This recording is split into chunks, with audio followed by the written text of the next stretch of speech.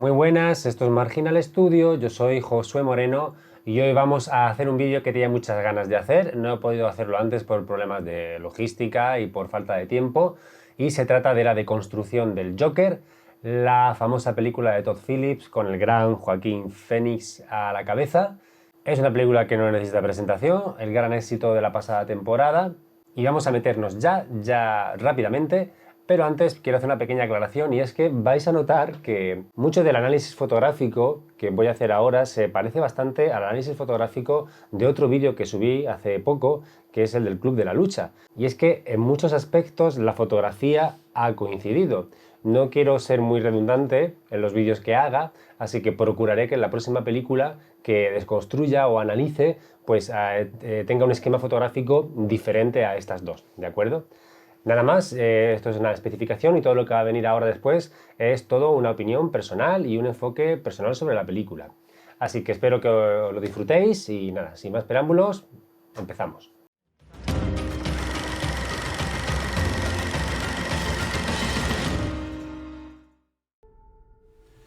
Bueno, ya sabéis que a mí me gusta empezar siempre intentando definir una propuesta temática, una reflexión, una moraleja filosófica, que sea un poco el sustento sobre el que se sustenta tanto la trama como los aspectos más técnicos. En este caso, bueno, voy a lanzar un par de propuestas temáticas. Siempre me gusta intentar definirlo todo en una sola, pero bueno, en esta ocasión voy a lanzar dos, que creo que resumen bastante bien pues de qué trata la película Joker, ¿no? La primera es la siguiente. El caos emerge en la sociedad cuando la clase política es incapaz de cuidar a los ciudadanos más frágiles y desprotegidos. Podría hablar de clase política, clase poderosa, élite, etc. Pero en este caso, bueno, he elegido clase política porque el personaje de Thomas Wayne está metido un poco dentro de la política, ¿no? Una segunda propuesta temática podría ser: traumas y falta de identidad son los detonantes para el surgimiento de la enfermedad mental. Sobre estas dos temáticas, la película avanza, desarrolla el personaje, desarrolla las situaciones, y también los aspectos más técnicos, como la cámara, la fotografía, la escenografía y otros que vamos a hablar ahora, van asociados. Vamos a empezar hablando de la cámara. Bueno, en general yo creo que la película destaca por tener bastante movimiento de cámara. Es verdad que hay escenas y planos en los que la cámara es estática, pero en general el protagonismo de la cámara cae en movimientos que son constantes y que suelen ser muy lentos. Yo creo que eso es el punto más especial, digamos, dentro de los movimientos de cámara, que todos, o la gran mayoría de ellos, son muy lentos. En especial cuando hay algún acercamiento o alejamiento al personaje de Arthur. Este movimiento tan lento genera una tensión especial, una tensión con misterio, con suspenso, dando la sensación de que en algún momento algo va a pasar, algo va a estallar, esa tranquilidad va a explotar por algún lado, y bueno, es lo que realmente termina ocurriendo en la película. Digamos que como espectadores da la sensación de estarnos moviendo en la película, acercándonos con sigilo, como si fuéramos a pegar un susto o gastar una broma a los personajes que pueblan los planos. El estado anímico de Arthur se deja ver muy bien también según el plano sea picado o contrapicado. Como ejemplo vamos a poner estos dos planos. En este primer plano aún se nos está presentando el personaje de Arthur. Él llega a casa después de un día como cualquier otro, lleno de tristeza, totalmente derrotado. Llega a su casa después de hablar con la asistenta social, y fijaos que estamos cogiéndole desde un plano picado, haciendo el personaje más frágil, más pequeño, más insignificante. Y además el personaje se encuentra detrás como de unas rejas, dando la sensación de prisión y de encierro, y haciendo el plano mucho más claustrofóbico. Esta misma acción cambia momentos después, cuando Arthur es reprochado por su jefe y este le acusa de haber robado el cartel. Es la famosa escena en la que Arthur pues se enfada y mira a su jefe con cara de psicópata. Bien, pues ese mismo día, justo cuando llega a casa y realiza la misma acción, se coge al personaje, en este caso desde un plano contrapicado, que lo engrandece, lo hace más amenazante, y vemos de esta manera que Arthur es también un personaje peligroso.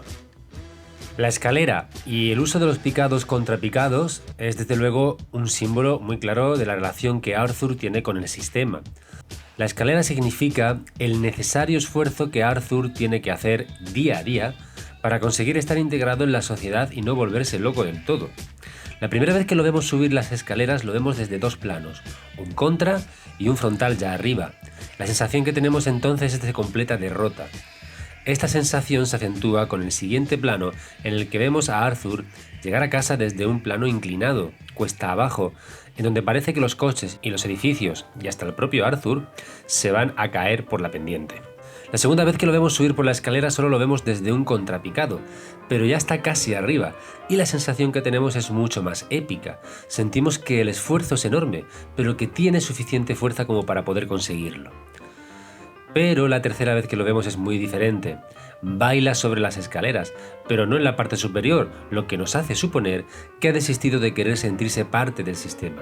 Ya no necesita a la sociedad ni tiene por qué esforzarse en sentirse integrado en ella. Baila despreocupado y por primera vez es él mismo. Sin embargo, desde arriba, el sistema le observa de modo amenazante y cuando le pide cuentas y Arthur escapa, la ley y la sociedad corre hacia él para juzgarlo. Otro tipo de planos que me ha llamado mucho la atención es situar a Arthur siempre encerrado de algún modo u otro. En este primer plano, mientras está hablando con la asistenta social, es la propia sombra de la asistenta social la que lo está encerrando. Otras veces será la propia arquitectura de la escena, de la habitación. En otras ocasiones, la propia ventanilla, por ejemplo, de los trenes o autobuses donde viaja, en este caso las cortinas, dando la sensación de claustrofobia, de encierro, de estar prisionero. Hay también un tipo de planos que me parecen muy simbólicos y son aquellos planos en los que vemos un cierto desdoblamiento del personaje de Arthur. Por ejemplo, en este plano vemos a Arthur y su sombra al mismo tiempo. Su cara pública, que intenta ser divertida, y junto a ella esa silueta siniestra, que de algún modo entendemos es el demonio que lleva dentro.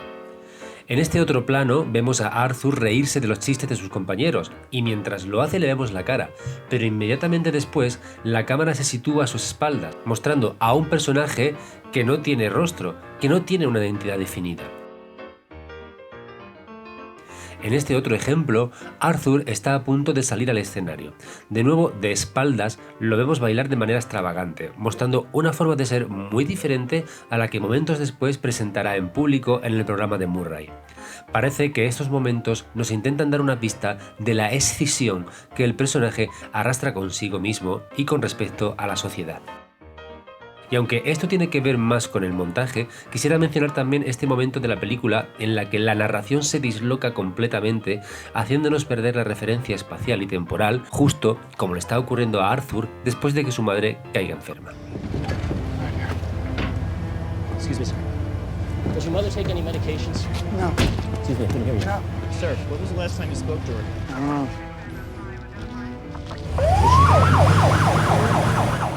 La fotografía de Lawrence Sher y la dirección de arte de Laura Ballinger son dos de los aspectos que han recibido más aplausos en esta película. Comenzando por el tema de las luces, hay tres aspectos de corte más técnico que quisiera destacar en el uso fotográfico del Joker. Por un lado, las fuentes de luz son difusas y suaves, ayudando a conseguir una sensación agradable y de tipo vintage del que luego hablaremos más adelante. En segundo lugar, las altas luces son muy blancas y volumétricas. Por otro lado, y en tercer lugar, la paleta cromática se basa en el uso de un color principal y su complementario. Junto a ese color principal tenemos otros tonos análogos que buscan su propio complementario.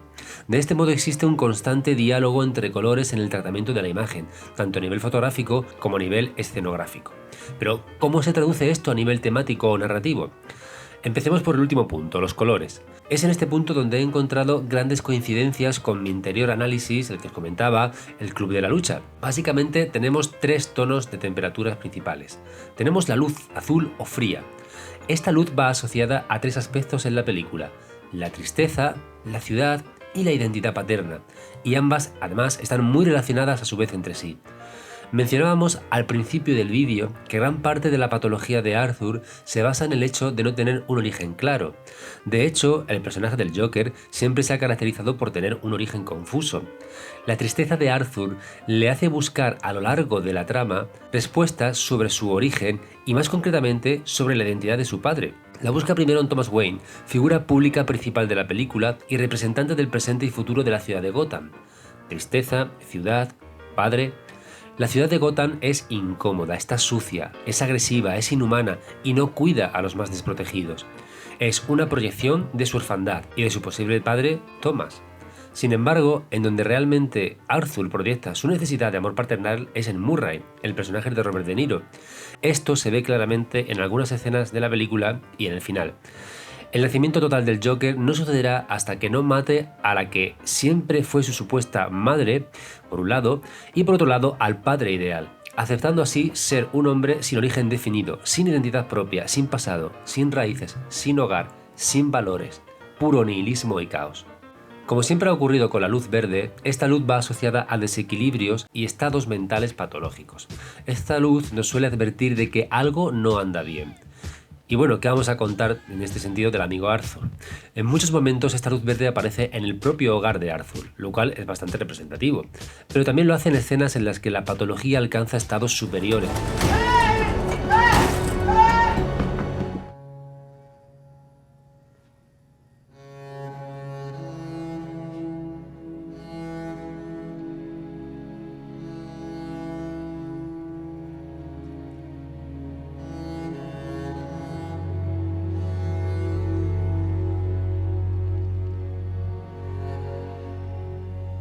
Nótese que el verde enfermizo del hogar de Arthur desaparece cuando mata, al menos durante un tiempo, hasta que la locura reaparece.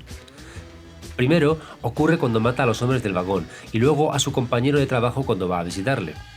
El azul y el verde representan los estados más enfermizos del personaje y en muchas escenas mantendrán un diálogo.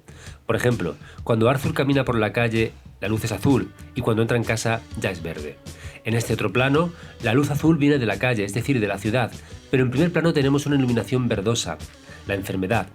Aunque es verdad que esta luz en este plano en concreto tiene algo de calidez, algo de amarillo, y es aquí donde pasamos al siguiente esquema, las luces cálidas o rojas. Estas luces representan al Joker, sobre todo cuando son realmente rojas.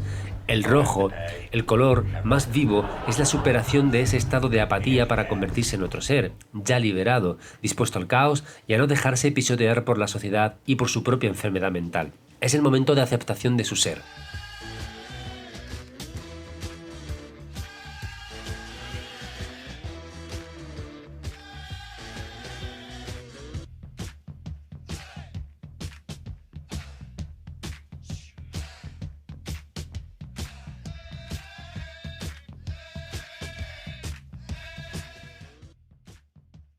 En esta escena vemos un claro diálogo entre las luces azules que emite el televisor mientras hablan de Thomas Wayne y los tonos rojos tanto de la vestimenta del personaje como en las paredes como en la temperatura de la escena, mostrando el conflicto de Arthur de una manera completamente visual. En este otro plano vemos algo similar, la luz azul de la pantalla cinematográfica bañando una escena en la que los poderosos se divierten mientras que Arthur, vestido y acompañado del color rojo, se infiltra entre ellos.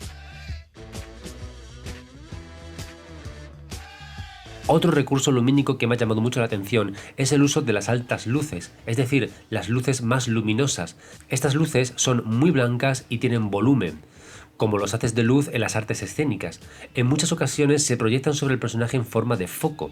En algunas ocasiones son realmente focos de algún espectáculo en la que la escena está integrada, pero en otras se trata simplemente de lámparas o luces naturales que atraviesan la ventana y crean en Arthur la sensación de ser una estrella, llena de una especie de glamour decadente en algún show que no vemos. Este recurso enlaza perfectamente con la textura vintage que predomina en toda la película, una estética que además recuerda y mucho al mundo circense del principio y mediados de siglo.